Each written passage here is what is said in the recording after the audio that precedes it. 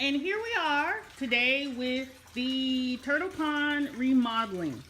If you remember from the previous video, there should be another video posted on here about when I first built the turtle pond.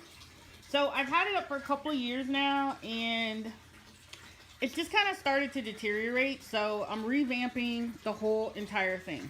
So one of the things that I did was I bought one of these pre-formed liners and put that on the inside.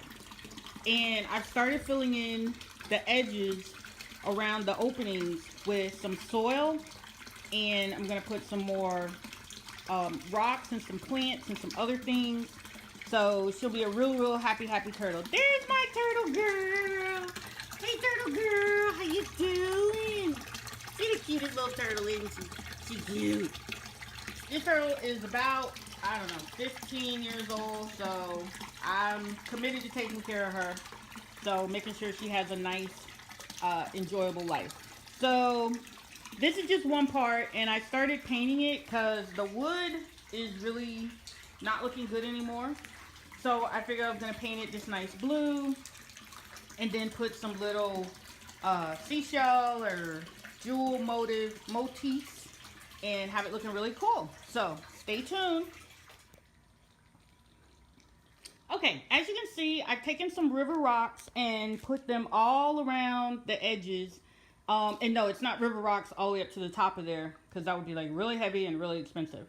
But there's like layers of sand, soil, whatever underneath, some chicken wire to kind of help keep it all up to the top. Because I hadn't planned on her digging down into the soil or anything. I just want her to be able to have a really nice pool and some really big, nice, dry basking areas. And I'm going to put some plants and stuff in this, and I'll show you that later. So, wow, her pool, it actually came out way much nicer.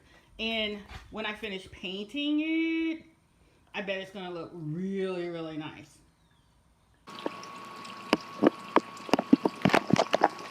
Sometimes the simplest method is the best. So I took everything off because we're getting a lot of leaks, and the hose in the top is really water coming from the filter, being pumped from the pond into the filter bucket with the media. Now I didn't clamp anything down yet because I'll figure that out in a minute. And then I'm still just using the hose, the opening. I probably could like not even use that and just attach another piece of hose on the inside. So got it set up. It's not leaking, dripping. It looks really ugly.